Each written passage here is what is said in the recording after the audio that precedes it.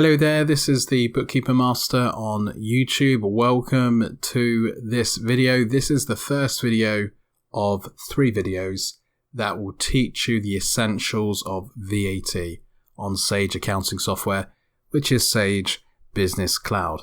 I will cover all the bases. I will teach you and demonstrate how to set up Sage for VAT, how to record VAT, how to ensure that the software is connected to Making Tax Digital, generating VAT returns, and filing VAT returns.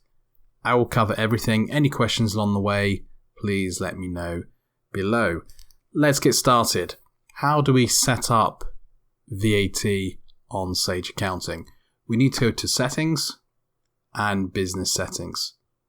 Once you're on the Business Settings page, then halfway down the page we have Financial Settings, and there'll be an option within Financial Settings which says something like Accounting Dates and VAT. Click on that. Once again, halfway down the page we have our first VAT box. It's likely that yours looks like mine, or it may be a bit more blank because it says not registered. It doesn't matter. I'm here to help you. This first box, you choose the VAT scheme the business is registered for. If it's not registered for a VAT scheme, then it's likely that the business has standard VAT, so you select standard.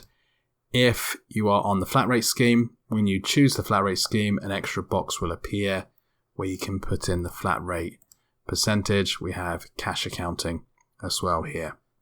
So standard, the submission frequency, quarterly, monthly, annually. Most people watching this series, their business will be standard VAT and quarterly. But it could be that you're on flat rate or cash accounting or something like that. It doesn't matter. This series will still help you. You just have to choose the different options in this box. You put in the business's VAT number and then the HMRC user ID. This is essential for Making Tax Digital. So whatever the business's HMRC gateway ID, user ID is for their online account, the business's online account with HMRC is put in here. No password is needed, just the user ID. The password will come later on. There are 2 more boxes down here. These will not be applicable for most businesses, but if you do deal with EU customers, you may need to tick this box here. And if you're dealing with postponed accounting, you may need to tick this box here too. So 3 boxes here.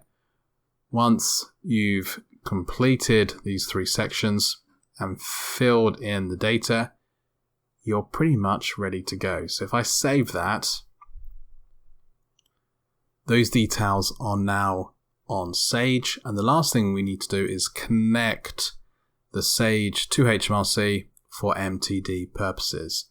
And the way we do that is by going to Reports, clicking on VAT returns. This should be blank because no VAT returns have been generated yet on the software and filed.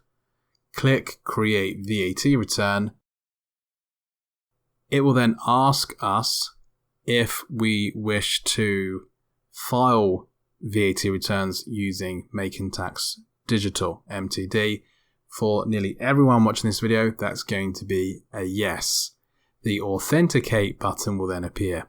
Once I click on that, or once you click on that, you'll be asked to put in your HMRC password that goes along with that user ID that you entered earlier. Once that's done, there will be a loading screen while Sage connects to HMRC.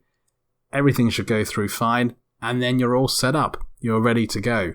So, to go through that again very quickly, go to Settings, go to Business Settings, go to Accounting Dates and VAT, enter the relevant information, tick these boxes if you need to, go to VAT Returns, click on VAT Return, click Yes for MTD, Authenticate. Once that's done, you're ready to start with VAT on Sage accounting software.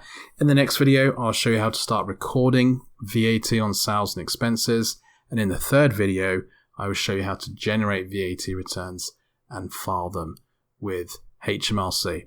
Thank you so much for watching. Any questions, please let me know below, and I'll speak to you in the next video.